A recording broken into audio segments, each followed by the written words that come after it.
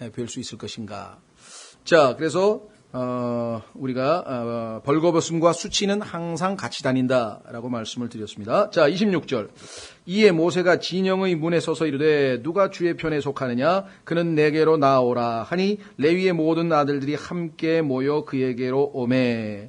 그가 그들에게 이르되 주 이스라엘의 하나님께서 이같이 말씀하시느니라 각 사람이 허리에 칼을 차고 온 진영을 문에서 문으로 두루 들락날락하여 각 사람이 자기 형제를 각 사람이 자기 동료를 각 사람이 자기 이웃을 죽이라 하니 레위 사람이 모세의 말대로 행하매 그날 백성 중에서 3,000명 가량이 죽으니라.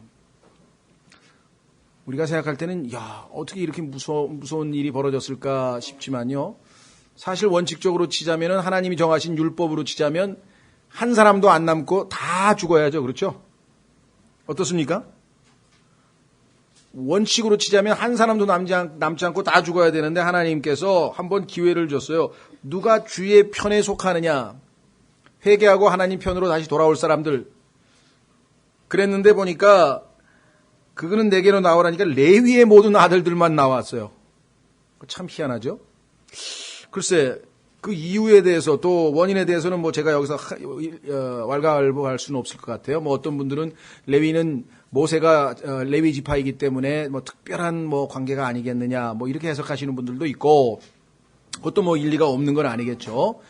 그리고 아론이 마지못해 백성들의 압력에 굴하긴 했지만 이것을 기뻐하거나 즐겨서 막 앞장서서 한 건 아니기 때문에 아론과 모세가 레위 지파로서는 이 자신들의 그 지파의 지도자들에게 특별한 관계가 있었을 것이다. 뭐 이렇게 해석하시는 분도 있습니다만은 뭐 그 속내를 우리가 알 수는 없고요. 다만 결과적으로 봤을 때 레위는 나중에 하나님께서 특별 대우를 하시게 되죠. 자, 확인 한번 해보겠습니다. 출애굽기 19장 6절로 가시면 원래 하나님의 의도는 이스라엘 민족 전체가 다 제사장이 되는 것이었어요. 출애굽기 19장 6절.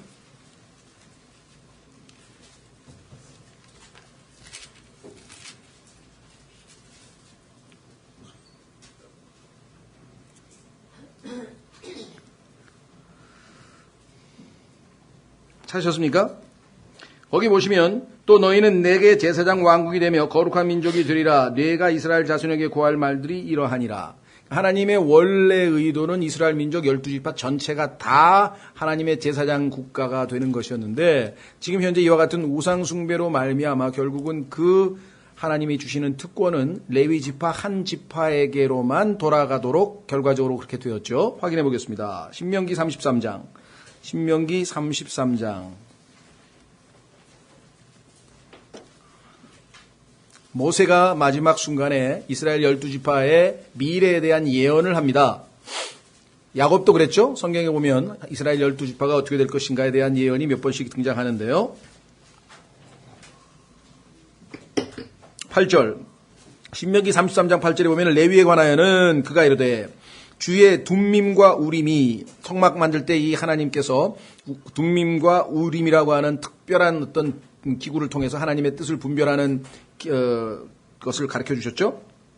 주의 거룩한 자에게 있기 원하나이다. 그러니까 특별히 하나님이 구별한 제사장 역할을 레위 지파가 한다는 것이죠. 주께서 그를 마사에서 시험하시고 무리바의 물들에서 그와 다투셨나이다. 그가 자기 아버지와 어머니에게 이르기를 내가 그를 보지 못했나이다 하였으니 자기 형제들을 인정하지 아니하고 자기 자녀들을 알지 아니하였으며 그들이 주의 말씀을 지키고 주의 언약을 지켰나이다. 그들이 주의 판단의 법들을 야곱에게 가르치고 주의 율법을 이스라엘에게 가르치며 주 앞에 향을 드리고 전체로 드리는 태우는 희생물을 주의 제단 위에 드리리이다. 주여 그의 재산에 복을 주시고 그의 손의 일을 받으소서. 그를 치려고 일어난 자들과 그를 미워하는 자들의 허리를 치사 다시는 일어나지 못하게 하옵소서. 즉 레위는 하나님께 제사장 지파로서 특별한 부르심을 받았다는 사실을 보여주고 있는데 아마 출애굽기 32장의 이 사건이었겠죠. 그래서 하나님께서 기회를 주신 장면이 바로 이 순간입니다. 주의 편이 누구냐? 비슷한 내용을 여러분들이 어디선가 본 것 같은데요. 자, 성경에 보면은 이와 비슷한 사건이 열왕기상 18장 21절에 한번 나옵니다. 한번 확인해 보겠습니다. 열왕기상 18장 21절로 가시면 하나님께서 엘리야를 통해서 다시 이와 같은 선언을 하십니다. 열왕기상 18장 21절에 보면 그 아합의 여러 제사장들을 대적하면서 이와 같은 선언을 엘리야가 하나님 앞에서 하게 되죠. 열왕기상 18장 21절 찾으셨습니까? 엘리야가 온 백성에 가서 이르되 너희가 어느 때까지 두 의견 사이에서 머뭇거리려느냐. 만일 주께서 하나님이면 그분을 따르려니와 만일 바알이 하나님이면 그를 따를지니라. 하니 백성이 그에게 한마디도 응답하지 아니하매. 둘 중에 하나를 택하라 이거죠. 둘 중에 하나를 택하라. 자, 여호수아 24장 19절. 여호수아도 백성들에게 그와 같은 요구를 했습니다. 여호수아 24장 19절. 우리가 신앙생활을 할 때에는 이것이 흐릿하면, 양다리 걸치면 아무것도 되는 일이 없어요. 자, 여호수아 24장 19절. 여호수아가 백성에게 이르되 너희가 능히 주를 섬기지 못하리니 그분은 거룩한 하나님이시요 질투하는 하나님이시므로 너희 범법과 죄들을 용서하지 아니하시리라. 자, 19절 말고 15절로 가겠습니다. 15절에 만일 주를 섬기는 것이 너희에게 나빠 보이거든 너희 조상들이 강 저편에서 섬기던 신들이든지 혹은 너희가 거하고 있는 땅의 아모리 족속의 신들이든지 너희가 섬길 자를 너희를 위해 이날 택하라. 하나님을 택하든 그들 여러 신들 잡신들을 섬기든 둘 중에 하나를 하라 이거죠. 그러나 나와 내 집으로 말하건대 우리는 주를 섬기겠노라 하시니. 예수 그리스도께서도 주 하나님과 만몬을 둘 다 함께 섬길 수는 없다 그랬죠? 확인해 보겠습니다. 마태복음 6장 24절. 자, 이게 왜 이렇게 중요하냐? 하나님께서는요, 위대한 나누시는 분이다. 이게 표현이 좀, 영어 great divider. 통합, 요즘에 통합이라는 게 아주 전 세계적으로 유행이죠. 그렇죠? 전산도 통합하고, 학문도 통합하고, 요리도 퓨전으로 해야지, 통합해야지. 그러죠? 짬뽕이면 짬뽕이고, 짜장이면 짜장이, 짬짜가 뭐야, 짬짜. 그렇죠? 이게 다 섞는 게 아주 대단히 유행인 것 같아요, 요즘에. 예. 근데 내가 알고 보니까 그 사탕 만드는 회사 아저씨가 그러는데 그 까만 흑사탕을 먹지 말라 그러더라고. 찌꺼기 다 섞어가지고 만든 거예요. 모든 찌꺼기를 다 섞어가지고 나오는 거니까. 예. 자, 마태복음 6장 24절. 아무도 두 주인을 섬길 수 없나니 이는 그가 한 주인을 미워하고 다른 주인을 사랑하거나 혹은 한 주인을 떠받들고 다른 주인을 없이 여길 것이기 때문이라. 너희가 하나님과 만몬을 겸하여 섬길 수 없느니라. 요한일서 2장에서도 세상을 사랑하지 말라. 하나님의 사랑이 거기에 있지 아니하냐. 하나님을 사랑하든 세상을 사랑하든 둘 중에 하나지 양다리 걸칠 수는 없다 이거예요. 신앙생활에서 실패하는 사람들이 왜 실패하느냐? 하나님을 버렸느냐? 아닙니다. 이스라엘 백성들이 하나님을 버렸느냐? 아닙니다. 하나님도 섬기고 바알도 섬기고 하나님을 섬기고 세상에서도 좀 유명세를 타고 인정도 받고. 근데 하나님께서는 위대한 나누시는 분이에요. 나누시는 분. 확인해 보겠습니다. 나눈다는 말이 분리라고 하는 말인데 이 분리라고 하는 말은 세상에서 네거티브 하겠어요. 그렇죠? 이승만 대통령도 그 유명한 말을 했잖아요. 예. 예, 뭉치면 살고 흩어지면 죽는다 그랬나요? 예. United we stand, divided we fall. 예? 뭉치면 우리는 살고 흩어지면 무너지면 나누어지면. 근데 하나님께서는요 창세기부터 나누시는 분으로 자신을 계시하셨어요. 하나님은 나누시는 분이다. 첫 번째 뭘부터 나누셨습니까? 빛과 어둠을 나누시는 분이세요. 창세기 1장. 따라서 하나님이 누구이신지를 아는 가장 좋은 방법 중에 하나는 하나님께서는 뭔가를 섞질 않으셔. 나누셔. 섞는 것 딱 하나 있어. 나중에 예수 그리스도 안에서 all in all 모든 것 안에서 모든 것 되시는 분이 예수 그리스도시오. 그러니까 우선은 하나님의 것과 세상의 것, 세상의 주인인 세상의 신인 마귀의 것, 마귀와 하나님 둘, 빛과 어두움, 진리와 거짓 나눠야 돼요. 일단 분리를 해야 돼요. 이 나눌 줄 아는 능력을 분별력이라 그래요. 분별력. 분별력이 없는 사람들은요, 뭐가 뭔지를 몰라. 제일 분별력 없는 사람들 중에 하나가 어린아이잖아요. 영적으로도 어리면 진리인지 거짓인지 구분 못합니다. 그러니까 거짓말로 살살 꼬아도 가죠. 그렇죠. 아이들은 어떤 아저씨를 보면 그 아저씨가 나쁜 아저씨인지 좋은 아저씨인지 못 나누어요. 구별을 못 해요. 예. 자기에게 좋은 거 주면 사탕 주고 돈 주고 그러면 좋은 분인 줄 알아. 그리고 쫓아가. 이게 웃은 것 같지만요. 수없이 많은 그리스도인들이 그 어린애만도 못해요. 말도 안 되는 이상한 아저씨들 쫓아가서 지금 좋은 아저씨인 줄 알고 다 쫓아갔어. 이상한 데가 있어. 지금 다 앉아있어. 오늘도 지금 이상한 데 가서 앉아있어. 정말 이상한 일이지만 그래요. 지금 현재가. 자, 보세요. 창세기 1장에 어떻게 했나? 3절 하나님께서 이제 대창조를 하십니다. 심판이 끝났어요. 2절에서 다시 한번 하나님께서 이제 이르시되 빛이 있으라 하심에 빛이 있었고 하나님께서 그 빛을 보시니 좋았더라. 하나님께서 어둠에서 빛을 나누시고 어둠은 하나님이 미워하시는 겁니다. 하나님이 싫어하시는 겁니다. 하나님이 원치 않으시는 겁니다. 그래서 나누셨습니다. 나눴죠? 예, 그 다음에 또 어디서 뭘 나누셨습니까? 6절 하나님께서 이르시되 물들의 한가운데 궁창이 있고 또 그것은 물들에서 물들을 나누라 하시고 하나님께서 지금 심판하신 흔적이 온 우주가 물로 덮여 있어요. 그래서 이제 가운데를 쫙 갈라내시는 것이요. 분별. 나눴죠? 7절에도 나눴다는 말이 나오고요. 이 나눈다는 말이 얼마만큼 우리에게 중요한 것이냐. 분별력인데요. 자, 여러분이 참과 거짓, 진리와 거짓, 또 생명과 사망, 좋은 것과 나쁜 것, 선과 악, 진리와 옳은 것과 그른 것, 하나님이 기뻐하시는 것과 싫어하시는 것, 세상에 속한 것과 하나님께 속한 것, 이거 다 나누기 시작하는 거예요. 잘못 나누면. 레위는 딱 나눴어요. 분리 딱 해버린 거예요, 그냥. 아, 하나님 편으로 서야 되겠다. 저 지금까지 우리가 한 짓이다. 마귀가 한 짓이다. 이게 나누자. 세상 사람들은 그렇게 나누면은요, 튀는 놈이라 그러고요. 하여간 욕먹어요, 욕먹어. 그렇죠. 따로 논다 그러고요. 욕먹는. 그러나 하나님은 하나님 편으로 분리되기를 원하시죠. 자, 히브리서 4장으로 가시면 위대한 나누시는 분이 누구신가? 그분은 하나님이신데 그 하나님은 우리에게 어떤 도구를 사용하시는가? 성경에 보니까 그 나누시는 분은 하나님의 말씀입니다.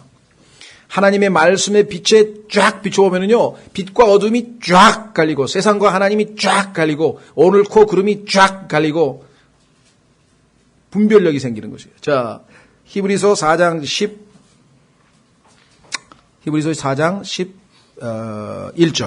12절, 죄송합니다. 히브리서 4장 12절. 하나님의 말씀은 살아있고 권능이 있으며 양날 달린 어떤 검보다도 예리하여 칼을 가지고 쫙 나눕니다. 어떻게 하느냐? 혼과 영과 및 관절과 골수를 찔러 둘로 나누기까지 하고 또 마음의 생각과 의도를 분별하시는 분이시니 혼과 영 이게요. 혼은 사람이 주관이 됩니다. 지정의를 갖추고 있는 사람입니다. 영은 하나님이 관장하시는 영역입니다. 이것이 적당히 섞여 있어서 속사람이 흐릿하면은요, 이게 지금 내 생각인지 하나님이 주신 생각인지 이게 구분이 안 되는 거예요. 물에 물 타고 술에 술 타고 이게 막 이상하게 되는 거예요. 그러면 구분이 안 돼요. 근데 하나님의 말씀이 쫙 비치면 이거는 인간적으로 볼 때는 굉장히 좋은 생각이고 선한 생각 같지만 하나님의 말씀에 의하면 이건 아니구나. 이건 영적인 분별이 아니구나. 그래서 혼과 영을 갈라내는 거예요. 하나님이 디바이드, 나눈다 그랬잖아요. 굉장히 아주 의미 있는 일이고요. 그 다음에 또 관절과 골수, 우리 신체의 관절과 골수가 있는데 그 똑같은 거 아니라죠. 나눌 수 있어요. 구분이 됩니다. 자, 그래서 하나님께서는 하나님의 말씀 역시 다 나누어 놓으셨어요. 나누기. 이 세상에서도요, 그 훌륭한 사람들, 소위 말하면 출세하고 똑똑한 사람들은 나누기를 잘해, 나누기. 그걸 분류라 그래, 분류. classify. 논문 잘 쓰는 사람 딴 거 없어요. 전부 분류하는 거예요. 나눠가지고, 탁탁탁탁 나눠가지고, 껴 맞춰서 딱 하면 그냥 조립하면 딱 나오는 거예요. 그죠? 예, 잘못 나눠가지고, 여기 들어갈 걸 여기다 집어넣으면 그냥 망치는 거야. 잘 나눠야 돼, 잘 나눠야 돼. 그렇죠? 자, 디모데후서 2장으로 가보겠습니다. 뭐 이걸 길게 하진 않고요. 우리가 말씀 공부에만 적용해 보려고 그래요. 성경에서 나누시는 하나님에 대해서 공부하려면 창세기부터 계시록까지 나누기, 디바이드란 단어 다 찾아야 돼요. 그럼 콩코던스 뒤져가지고 성구사전 찾아서 쫙 찾아보면 저절로 공부가 되는데 여기서 이걸 다 할 수는 없고요.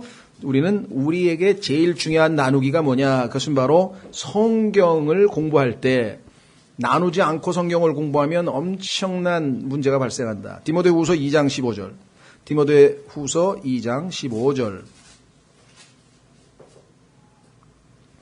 자, 너희는 진리의 말씀을 바르게 나누어 내 자신을 하나님께 인정받은 자로 부끄러울 것이 없는 일꾼으로 나타내도록 연구하라. 자, 우리는 이제 우리말 구조에 따라서 연구하라고 하는 동사가 맨 끝에가 있어요. 그런데 아시다시피 영어는 맨 처음에 나오죠. study. 그러니까 이 구절은요, 하나님의 말씀에 대해서 그리스도인들이 해야 될 세 가지 의무사항, 세 가지 준수사항이 들어가 있습니다. 이것을 제대로 안 하면 어떻게 되는가? 하나님께 부끄러움을 당해. 세상 사람들로도 부끄러움을 당해. 왜? 부끄러울 것이 없는 일꾼이 돼야 되는데 부끄러움을 당하는 일꾼이 될 수밖에 없는 것은 뭐냐? 이대로 안 한다 이거죠. 그럼 첫째 해야 될 게 뭐냐? 스터디 하는 거예요. 그래서 studies in Hebrew, 히브리서 연구, 꼭 공부하시라 그랬죠. 연구하라, 연구를 지금 안 해서 하나님에 대해서 무지하다는 거죠. 자기 전공 공부는 그냥 막 밤새고 하고 막 시험 본다 그러면 막 도서관에 며칠째 막 처박혀서 이렇게 하는데 하나님의 말씀은 그냥 그렇게 시간을 들이면 아깝습니까? 여러분 어떠세요? 하나님 말씀을 공부하는데 시간을 들이면 좀 아깝습니까? 어떻습니까? 아니면 혼자서 공부하는 게 좀 아니 도구도 많잖아요. 그렇죠? 아니 좋은 책 우리 교회 같은 경우는 지금 나와 있는 책들만 다 읽어가지고 저것만 다 소화해도 10년치 될 것 같아. 소화할 때까지 그렇죠? 얼마나 많아요, 저 책자들이. 하나 음미가면서 거기에 있는 성경 구절을 하나 찾아가면서 공부하면요, 정말 뭐랄까 그냥 고소할 거예요. 예? 그 올리브 열매 처음에 그냥 먹으면 짠데요. 꼭꼭 씹어가지고 거기서 기름 짜듯이 기름이 살살 흘러나오면요 아주 입에서 고소한 냄새가. 하나님 말씀도 마찬가지. 그렇게 하나 따져가면서. 자, 그래서 공부하라 그랬어요. 그건 무엇을 공부했냐? 진리의 말씀. 아무거나 공부하지 말고 여기 나와 있죠. 목적은 뭐냐면 진리의 말씀이에요. 진리의 말씀. 무엇을 공부할까요? 진리의 말씀을. 두 번째, 왜 공부해야 되나? 여기 나와 있죠. 이유가 하나님께 인정받는 자로 부끄러울 것이 없는 일꾼으로 나타나기 위해서. 하나님 앞에 정말 부끄러움 당하지 않는 일꾼 맞다. 그렇죠? 그렇게 인정받으려면 어떻게 해야 되느냐? 하나님 앞에 우리가 인정받으려면 진리의 말씀을 공부하라. 그러니까 무엇을 해야 되나? 진리의 말씀을 공부하라. 왜 해야 되나? 부끄러움 당하지 않는 일꾼으로 하나님 앞에 인정받고 드러나도록. 세 번째, 이게 지금 우리가 얘기하는 거예요. 세 번째가 뭐냐면 어떻게, how. 이거를 소위 말하는 방법론이라 그래요. 방법론. 그렇죠? 예, 지금 우리나라도 보니까 무슨 경제민주화, 뭐 창조경제, 뭐 이런 얘기가 많이 나오는데요. 좋다 이게. 그러면 민주화도 하고 경제민주화도 하고 창조경제도 하는데 how. 어떻게? 어떤 방법을? 예? 보수 정권은 보수적인 방법을 쓸 것이고 진보 정권은 진보적인 방법을 쓸 것이고 어떻게가 중요하죠. 어떻게? 하나님께서 방법을 가르쳐 주셨는데 그 방법대로 안 하면 제대로 공부가 안 된다 이 말이에요. 그 방법론이 여기 나와 있어요. 그래서 뭐냐? 여기 나와 있죠. 바르게 나누어서 공부하라 이게 막 섞어서 공부하지 말고 나누라 이게 어떻게 나눠야 되냐? rightly dividing 해야 돼. 바르게 나눠야 돼. 왜? wrongly dividing 하는 사람이 있어요. 또 잘못 나눠가지고 나누지 말아야 될 것을 나누는 사람이 있다고. 그렇죠? 예. 자, 그래서 바르게 나누어 rightly dividing, divide를 해야 돼. 쫙 나누는데 뭐부터 해야 되는가? 성경에서 굉장히 많은데 여러 개를 나누어야 돼요. 나눌 게 많아요. 언약도 6, 7개가 되고 미스터리 하나님의 신비도 6, 7개인가 나오고 심판도 7개인가 6개인가 나오고 구원도 6개인가 7개인가 나오고 이게 한두 개가 아니에요.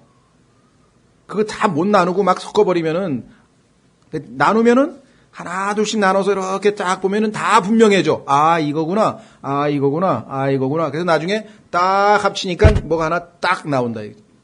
근데 못 나누고 막 섞어 놓으면은 이제 알 수가 없는 거예요. 뭐가 뭔지. 그 중에서 가장 중요한 것 한 가지만 여러분들에게 얘기하고, 그 나누는 거에 대한 공부는 이걸 우리가 이제 세대적 진리라고 하는데, 이건 이제 다른 주제로 또 기회가 있으면 공부를 하십시다. 근데 제일 중요한 거 하나는 뭐냐? 그것은 뭐냐면요. 성경은 하나님께서 기록 대상자가 달라요. 이 성경은 한마디로 하면 모든 인류에게 주신 하나님의 말씀이지만, 하나님께서는 이 서신의 특정 내용은 특정한 어떤 사람에게 말씀하신 거예요. 이스라엘아 들으라. 그러면 이스라엘에게 해당되는 거잖아요.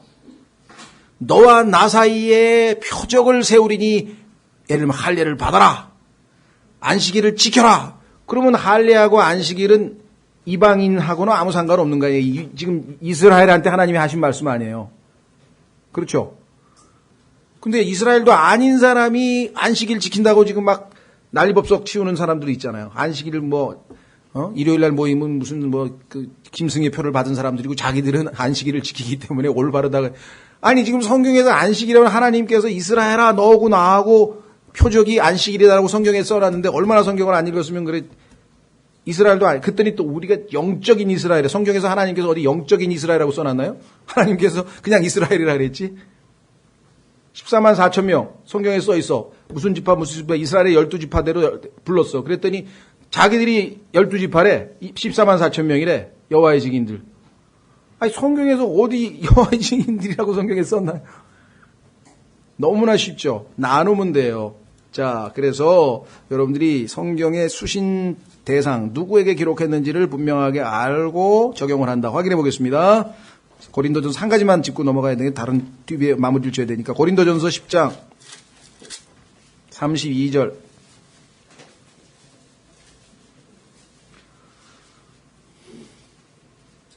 찾으셨습니까? 예.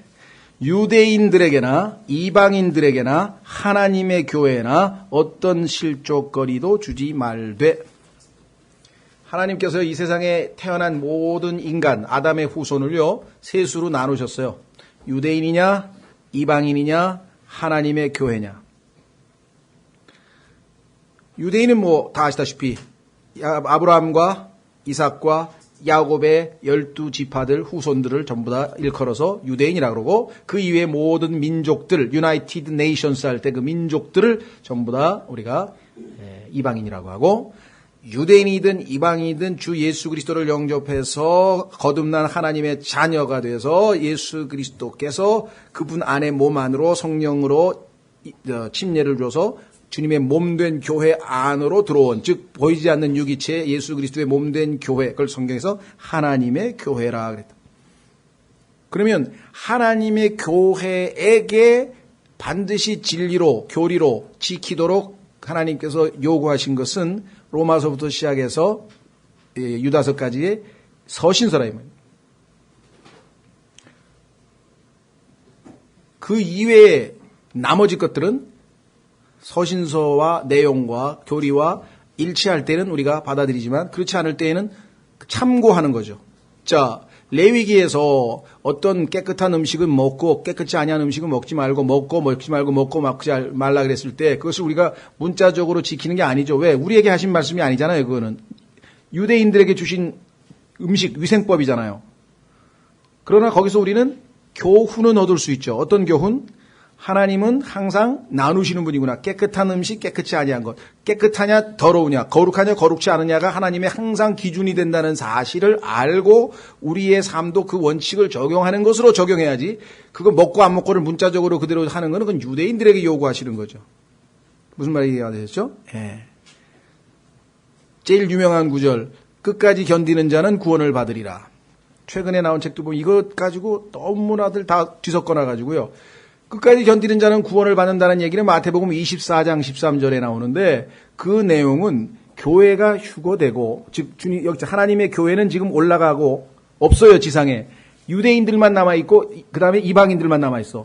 구원받은 교회는 없는 상황이야. 그런데 그 중에서도 유대인들을 대상으로 너희가 예수 그리스도를 부인하지 않, 즉 짐승의 표를 받지 아니하고, 그렇죠? 그 다음에 이마나 여기에 표를 안 받고, 그 다음에 짐승의 형상에 절하지 아니하고 믿음을 끝까지 지키면 예수님이 재림하실 때에 아마겟돈 전쟁에서 죽지 않고 살아서 천년왕국의 백성으로 들어가게 된다. 지금 그 약속을 하고 있는 거예요. 그래서 육체의 구원에 대한 얘기라고 또 성경 자체에 써놨어요. 우리의 혼의 구원이 아니고, 혼이 지옥에 가고 지옥에 안 가는 구원 얘기가 아니라 육체적인 목숨이 죽느냐 안 죽느냐에 대한 구원의 얘기를 하고 있어요. 나누지 아니하면 이와 같이 성경 구절을 끝까지 견디는 자는 구원을 받으리라고 하는 것은 해당되지도 않은, 자기에게 해당되지도 않은 구절을 가지고 구원받은 하나님의 백성이 그것 때문에 이제 계속 불안해하는 거야. 하면서 끝까지 견뎌야 된다는데 나는 지금 자꾸 어제도 죄를 지었고 오늘도 죄를 짓고 있으니 이러면 어떡하나, 구원을 잃어버리면 어떡하나, 이렇게 된단 말이죠. 오히려 진리가 너희가 진리를 알지니 진리가 너희를 자유케 한다 그랬는데, 자유가 아니라 막 속박으로 우리를 얽어매잖아요. 올바로 나누어서 하나님의 말씀을 공부해야 되는, 연구해야 되는 것이 왜 중요한지를 성경에서 보여주는 단적인 예인데요. 창세기부터 계시록까지 일관성 있게 하나님께서는 다 우리 몸에 뼈가 있고 마디가 있어서 마디마다 다 사실은 나눌 수 있죠. 여기까지는 무슨 뼈, 여기까지는 무슨 뼈, 이게 근육도 다 몇 가지로 나누잖아요. 다 무슨 근육, 무슨 근육. 하나님의 말씀도 다 나눌 수가 있어요. 전체적으로 보면 거대한 8개의 구분으로 나누어집니다. 언약별로 보면. 그래서 그 안에 또 쫙 나누고. 자, 그래서 나눈다는 원칙도 여기서도 지금 마찬가지. 하나님께서 이 우상숭배했던 자들로부터 분리하라고 요구하시는 것이에요. 자, 그리스도인들도 세상으로부터 떠나라, 나오라는 얘기가 많이 나오죠. 자, 그래서 우리는 레위 지파가 하나님의 말씀에 순종했다라고 하는 것을 우리는 알 수 있죠. 자, 다시 돌아오셔서 28절에 3,000명가량이 죽으니라. 3,000명 하면 떠오르는 것 없나요, 여러분들? 그렇죠. 사도행전에 보니까 오순절날 성령께서 내려오셨는데 그때 구원받은 사람이 3,000명이라고 써 있잖아요. 하나님께서 딱, 나누고, 또 비슷한 것끼리는 모아야죠. 다른 것끼리는 나누고, 비슷한 것끼리는 모아요. 그 비슷한 것끼리 모으는 것을 갖다가 비유라 그러는데, like라, 뭐뭐처럼, 뭐뭐와 같이, 뭐뭐처럼, 뭐뭐같이, 이러면 딱 하면은 이해가 돼요. 그렇죠? 예. 세상에서도 우리가 비유법을 많이 쓰잖아요. 예. 그 직유법도 있고, 그 다음에 은유법도 있고. 그대는 한 송이 장미, 그러면 이건 은유법이고.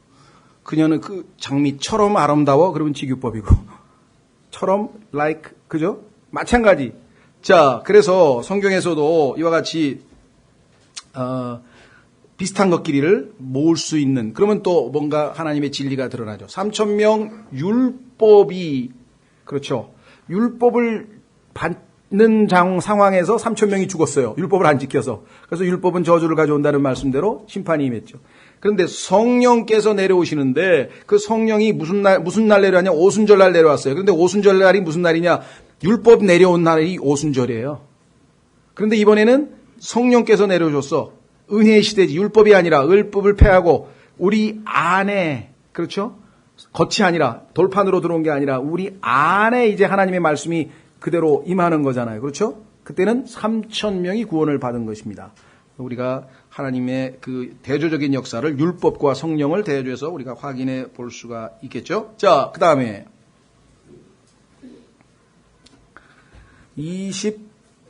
8절, 29절. 모세가 이르되 각 사람은 자기 아들과 자기 형제를 쳐서 오늘 너희 자신을 주께 거룩히 구분하라.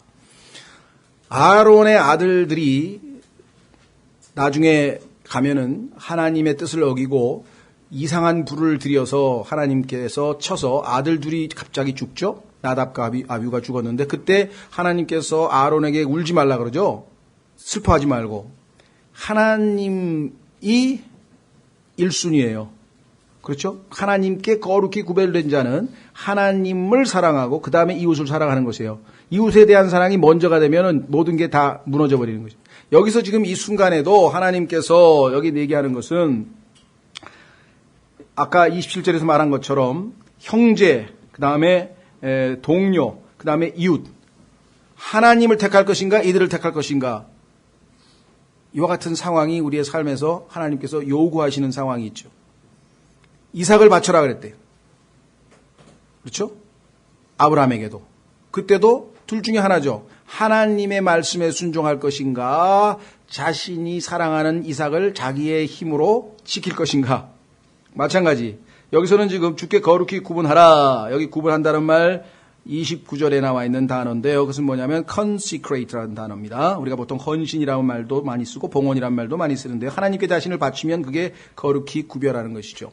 성경에서 보면은 그 거룩히 구별한다고 하는 단어는 이 consecration보다도 일반적으로 많이 쓰는 것은 sanctify라는 말을 써요.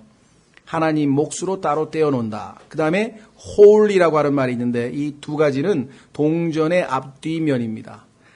우리가 하나님께 우리 자신을 거룩히 구별해 놓으면, 따로 떼어 놓으면 그것이 하나님 보시기에 거룩한 것이 되는 것이에요. 그렇죠? 자, 그리하면 그분께서 이날 너희에게 복을 주시리라 하였더라. 하나님 우선으로 제1순위. 예수님도 말씀하셨죠?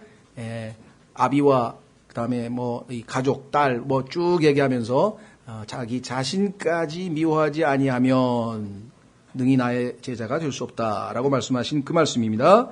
자, 이제 29절, 30절. 다음 날 모세가 백성에게 이르되 너희가 큰 죄를 지었도다. 내가 이제 주께로 올라가리니 아마도 너희 죄로 인해 내가 속죄하여야 하리라 하고. 참 모세가 위대한 두 번째 하나님 앞에서의 중보자 역할을 지금 하고 있는 장면이 나오네요. 그렇죠?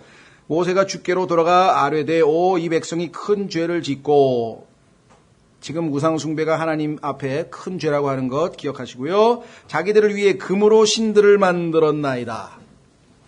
우리말로는 금하고 신 그러니까 좀 동떨어져 있지만요. 영어는 참 뭔가 상징적으로 이렇게 딱 보여요. 왜? 금 하면은 G-O-L-D거든요. 그 다음에 신들 하면은 G-O-D-S예요. 하나는 L이고 하나는 S예요. 그럼 딱 떼면 둘 다 소문자 God이 되는 거야. God. 그렇죠? 네, 금으로 신을 만들었는데 사실은 하나님의 성막을 만들기 위한 재료로서 하나님께서 이집트 사람들로부터 빌리라 그래서, 그렇죠?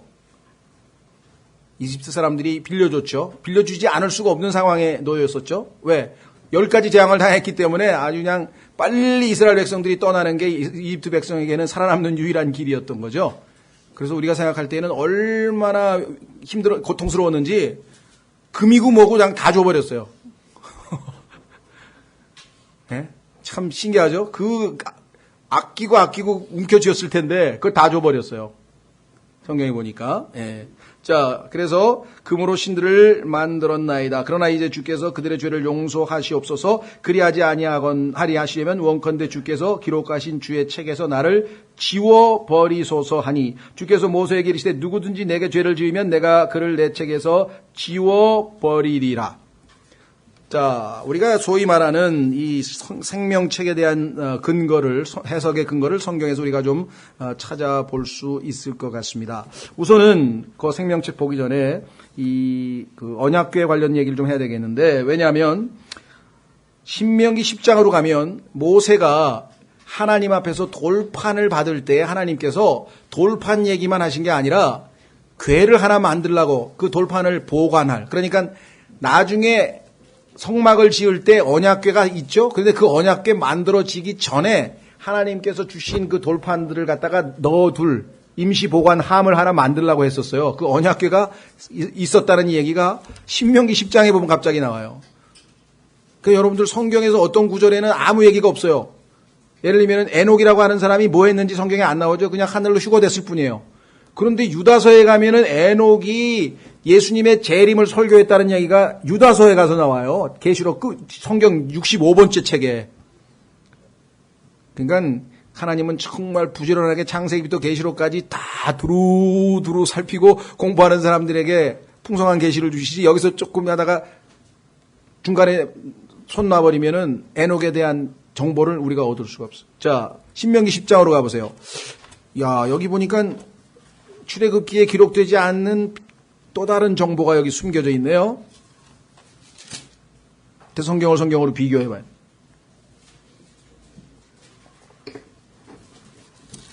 신명기 10장.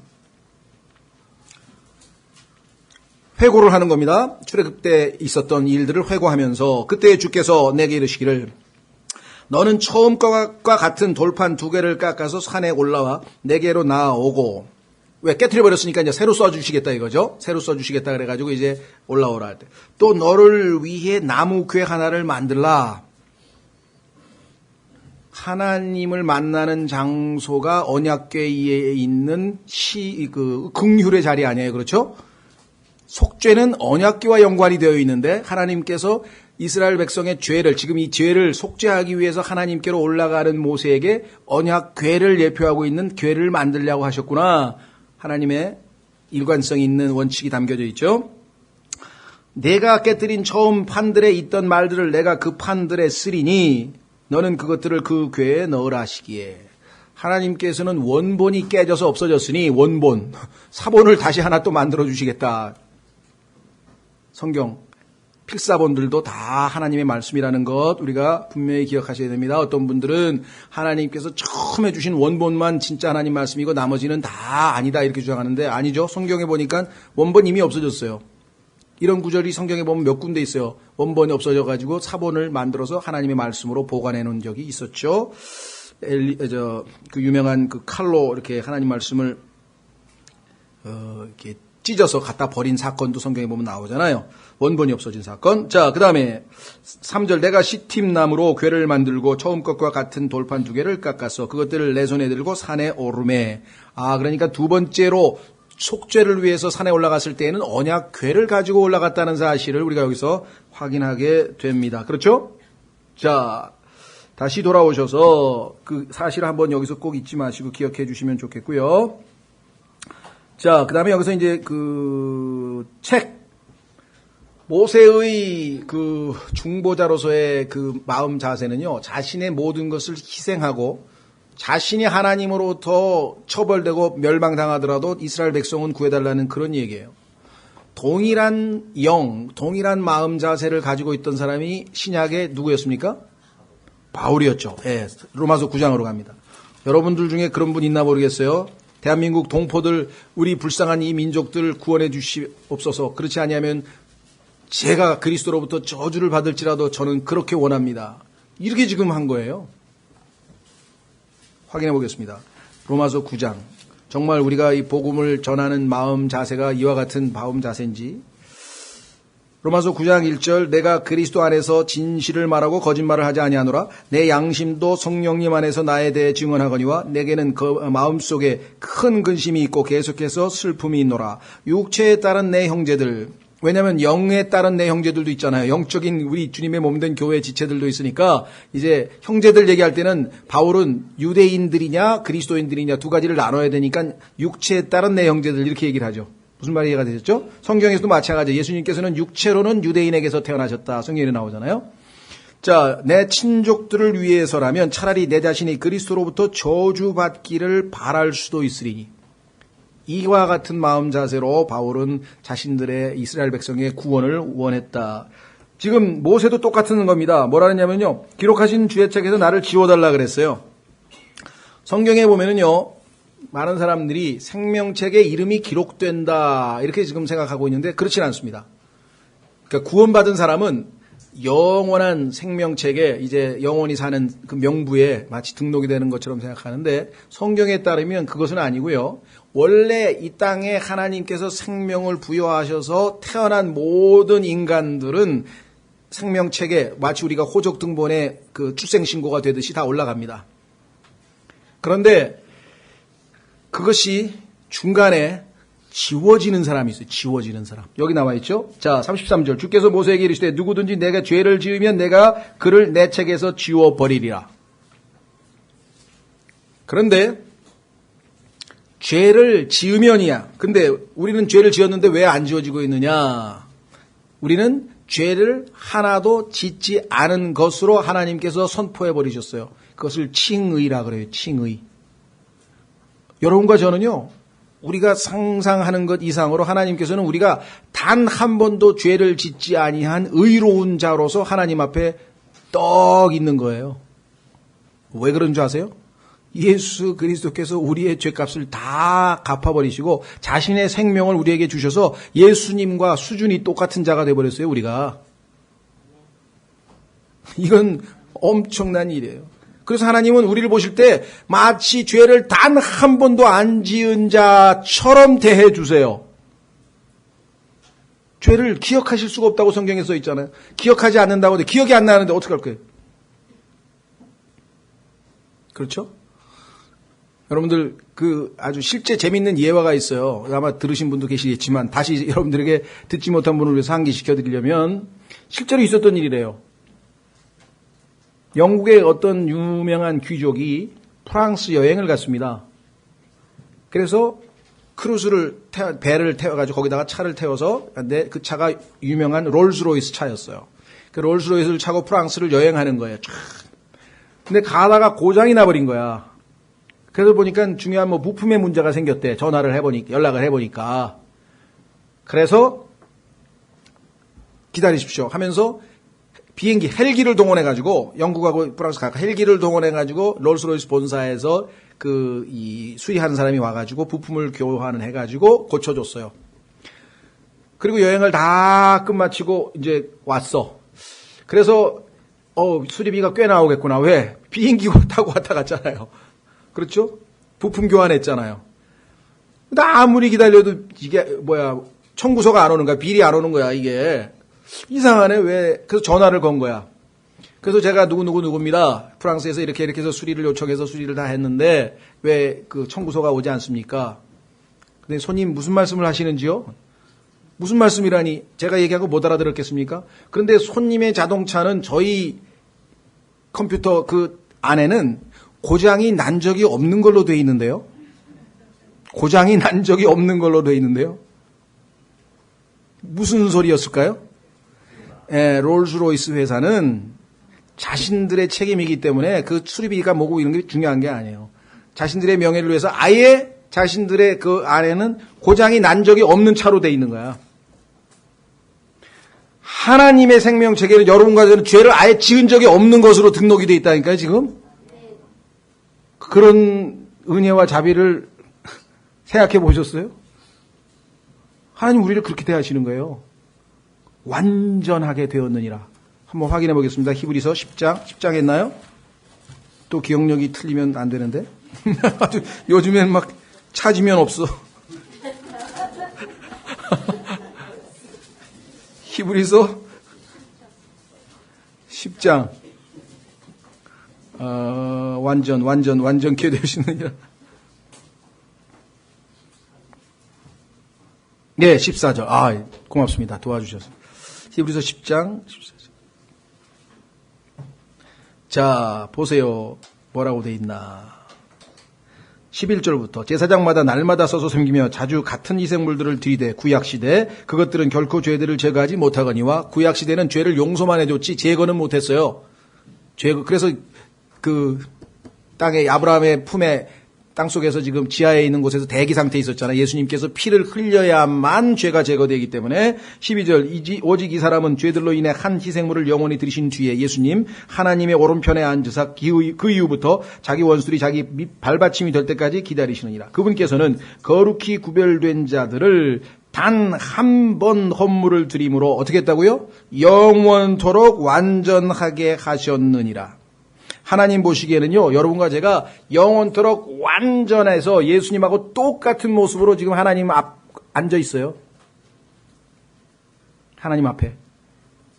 그런 특권을 누리고 있는 우리라는 것이. 그게 우리의 위치예요. 우리의 상태와 위치 아까 얘기했죠? 확인해 보겠습니다. 에베소서 2장으로 가면요.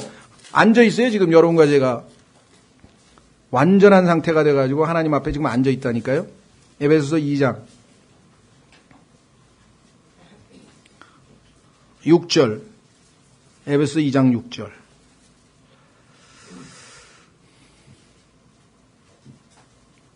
자, 4절부터 긍휼이 풍성하신 하나님께서 친히 우리를 사랑할 때 보여주신 자신의 크신 사랑으로 인하여 심지어 우리가 죄들 가운데서 죽었을 때 우리를 그리스도와 함께 살리셨고 너희가 은혜로 구원을 받았느니라. 또 함께 일으키사 그리스도 예수님 안에서 우리를 하늘의 처소들에 함께 앉히셨으니.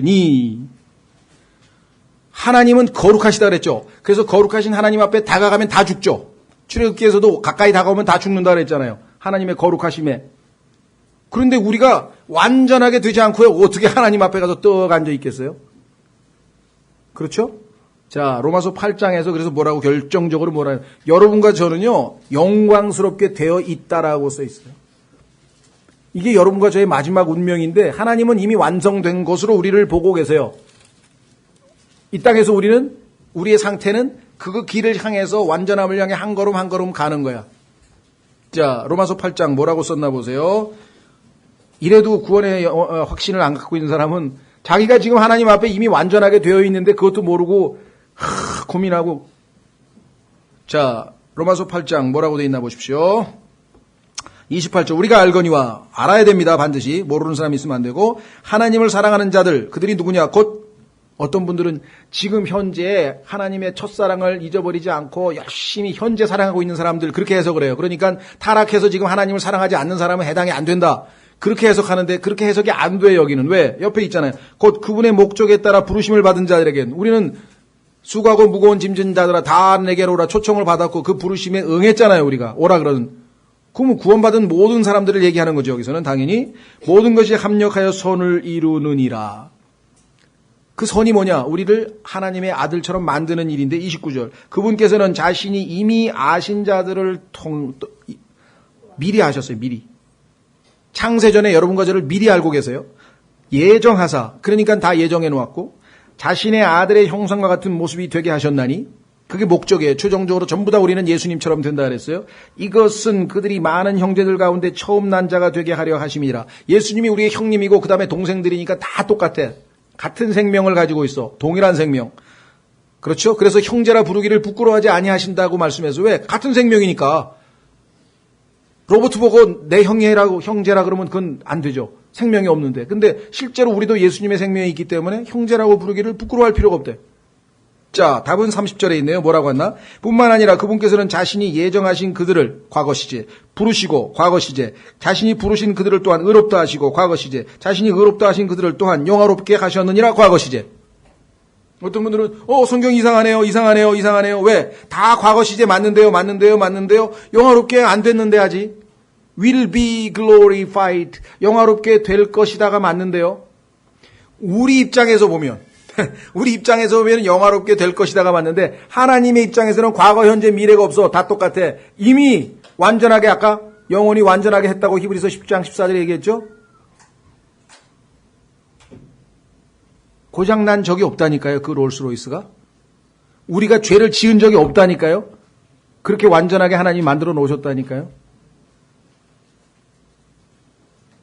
우리가 생각하는 거하고는 차원이 다르신 분이세요. 그런데 이 하나님을 잘못 알아가지고 이렇게 하면 뭐 어떻게 하신다 그러고 뭐 어떻게 하면 벌을 주신다 그러고 어떻게 하면 뭐 헌금을 안 내면 뭐 어떻게 막 전혀 하나님하고는 다른 이상한 분을 만들어 버리시는 왜곡시키는 거예요. 자, 그래서 다시 돌아옵니다. 자, 그래서 생명책에는요 이름이 다 적혀 있는데 문제는 어디에 있느냐? 계속 기회를 주셔요. 예수 그리스도를 영접할 기회를 주셨는데 마지막까지 그 기회를 잊어버렸어. 그리고 예수 그리스도를 믿지 않고 즉 영원한 생명을 소유하지 않은 채 죽어버렸어. 그때는 뭐예요? blot it out. 지워져 버리는 거예요. 지워버렸다. 여기 나오잖아요. 예, 자, 계시록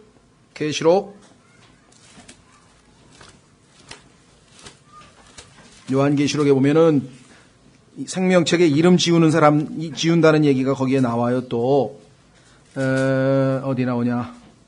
3장 5절. 계시록 3장 5절에 보시면은요. 이기는 자 곧 그는 흰 옷을 입을 것이요 내가 그의 이름을 생명책에서 지워버리지 아니하고 그의 이름을 내 아버지 앞과 그분의 천사들 앞에서 시인하리라. 자, 안 지워버린다 그랬죠? 왜? 구원받았으니까. 하나님의 자녀니까. 그 다음에 계시록 13장 8절.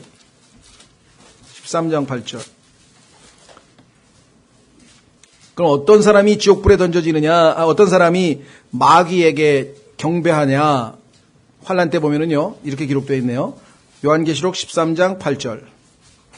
땅에 거하는 모든 자들, 세상의 창건 이후로 죽임을 당한 어린 양의 생명책에 이름이 기록되지 않은 자들이 그에게 마귀죠. 용에게 경배하리라. 그렇죠? 그래서 우리는 생명책에 이름이 그대로 기록되어 있는 사람, 지워지지 않은 사람이죠. 그래서 그들을 뭐라고 성경에서 기록해놨냐면요. 빌립보서 4장 3절. 빌립보서 4장 3절.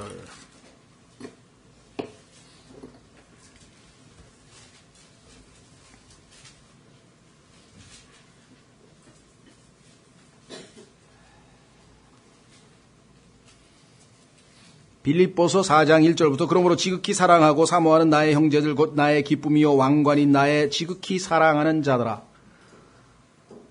바울이 복음 전에서요. 여러분이 복음 전에서 어떤 사람이 구원받았으면 그 사람이 여러분의 기쁨의 왕관이에요. 나중에 하나님께서 주시는 5가지 상급 중에 하나가 왕관인데 그 사람이 여러분이 복음 전에서 구원받은 그 사람이 하늘나라에 가서 얼마나 입이 닳도록 여러분 칭찬하겠어요. 저 사람 때문에 제가 여기 오게 됐거든요. 저 사람이 복음을 전해줘가지고요. 저 사람이 전도지를 주고 또 주고 제가 거부하고 그랬는데 그냥 5년 동안 또 찾아다니면서 끝까지 줘가지고요. 그런 사람도 있을 거고 별의별 사람도 다 있을 거예요. 그죠? 여기 나와있지. 기쁨의 왕관, 기쁨이요 왕관이 나의 극진히 사랑하는 자들아 이와 같이 주 안에서 굳게 서라. 굳게 서라. 내가 유오디아에게 간청하며 순두개에게 간청. 나는 하늘나라에 가서 순두개에게 욕 많이 먹을 거. 내가 왜 순두부냐? 그쵸? 이게 왜 그렇게 발음이 그쪽으로 가는지. 근데 어쩔 수가 없어요. 하나님께서 우리의 머리에 만들어놓은 이 마인드가요. 그 소리하고 발음하고 같이 따라가게 돼 있어요. 그래서 보면은 그거를 이용해가지고 상품을 만들면 다 히트쳐요. 예를 들면 코카콜라, 딱 은유를 맞아 떨어뜨리잖아요. 그죠? 성경 다 이게 밝은 소리끼리, 그죠? 코카콜라 그러지, 코쿠콜루 그러지도 않잖아요. 밝은 소리끼리 몰고 가고, 예를 들면. 자, 하여간, 근데 이게 남잔지 여잔지도 내가 지금 모르겠는데 걱정되네. 이것은 그들이 주 안에서 같은 생각을 품게 하려 함이라. 또 참된 멍에 동료인, 이 멍에 동료라고 하는 뭐냐면요. 함께 멍에를 지고 가는 거야. 예수 그리스도의 멍에. 속박의 멍에가 아니고 함께 예수 그리스도의 십자가를 지고 가는 멍에 동료인 내게도 간절히 권하노니. 멍에라고 하는 것은 두 짐승을 같이 동시에 움직이도록 묶어놓는 거잖아요. 복음 안에서 나와 함께 수고하고 또 클레멘트와 나의 다른 동료 일꾼들과 함께 수고한 저 여자들을 도우라. 왜 도와야 됩니까? 이유는 하나뿐이에요. 우리 지체니까. 그걸 뭐라고 표현했어요? 그들의 이름이 어디에 있다고요? 생명책에 있느니라. 같은 생명책에 들어있는 사람들입니다. 여러분 곁에 있는 동료들이. 그렇기 때문에 도우라는 거예요. 같은 생각을 품으라는 것이죠. 자, 다시 이제 마무리 짓겠습니다. 출애굽기 32장.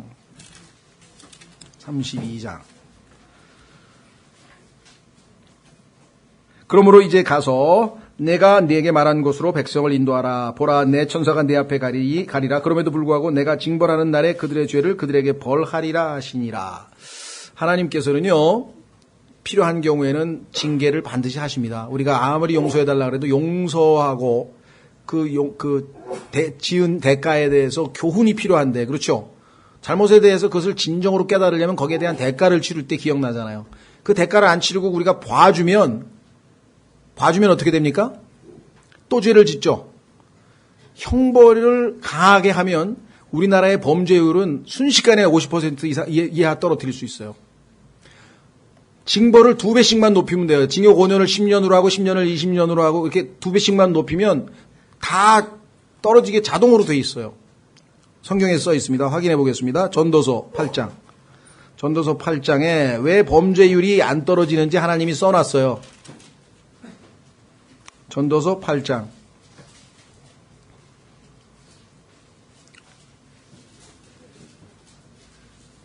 11절.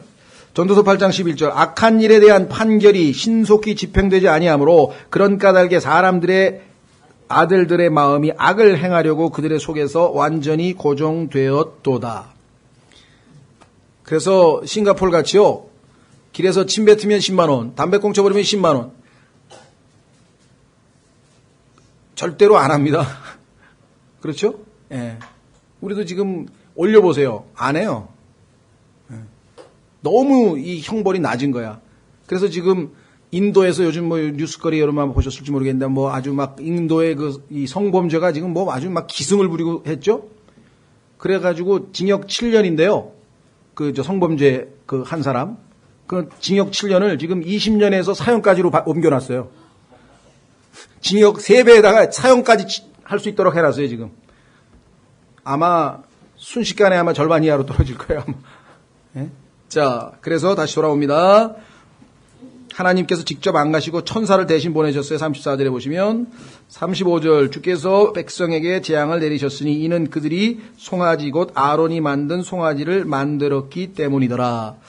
하나님께서는 징계를 위해서 훈련을 위해서 반드시 대가를 치러야 됩니다. 그래야 거기에 대해서 교훈을 얻을 수 있죠. 그냥 덮어줘가지고는 자비로우신 하나님은 되실 수 있지만 참으로 의로우신 하나님은 되시기가 어렵겠죠. 자, 여기 보시면 안타까운 거라고 해야 되나? 여기 보시면 조심해야 될 게 하나 있어요. 이것은 뭐냐면 하나님께서 백성에게 재앙을 내리셨다.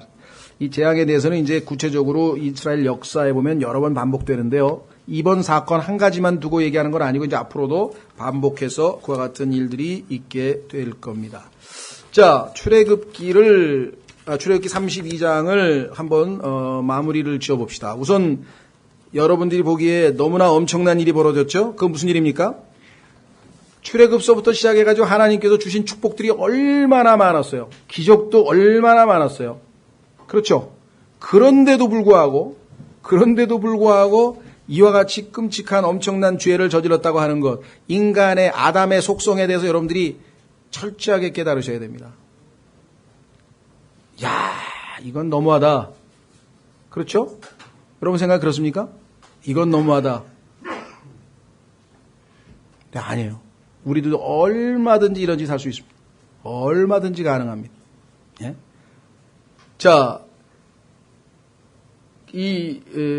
첫 번째가 바로 이 엄청난 축복에도 불구하고 이 엄청난 짓을 저질렀다고 하는 사건이고요. 두 번째는 뭐냐? 이 백성들을 바른 길로 인도해야 될 영적 지도자인 아론이 영적으로 너무나 나약해서 백성들의 프레셔, 압력을 견디지 못하고 정말 엉뚱하게도 백성들의 죄의 길로 이끌고 갔다고 하는 엄연한 사실. 그렇죠? 여기서 느끼시는 게 뭘까요? 특히 교회의 리더십을 구성하고 있는 사람들을 위해서 정말 열심히 기도해야 되겠구나. 무슨 짓을 할지 모르는 사람들이구나, 이 사람들이. 보셨죠? 무슨 짓을 해야 할지도 모르는 사람이 똑같아요. 세 번째, 이 백성들을 위해서 모세는 자신을 완전히 버리고 중보하고 자신의 대신 이들을 위해서 벌을 받겠다고 나선 거예요. 이러한 지도자를 둔 이스라엘 백성은 참으로 이런 면에서는 또 행복한 백성이죠. 그렇죠? 자, 마지막으로 네 번째 우리가 얻을 수 있는 것은 하나님 앞에 이 위대한 중보 사역을 통해서 하나님께서는 이스라엘 백성들을 자신의 궁극적인 목적을 이루는데 결국은 끝까지 사용하신다.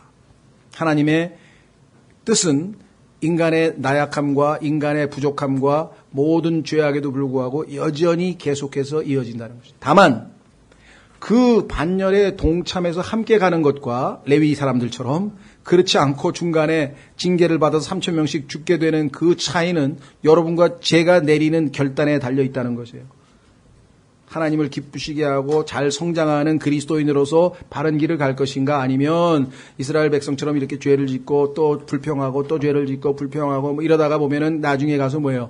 하나님께서 더 이상 기회를 줄 수 없는, 그래서 성경에서는 불 가운데에서만 구원받은 하나님 앞에 아무런 기여를 하지 못하는 그런 사람으로 남게 될 것인가.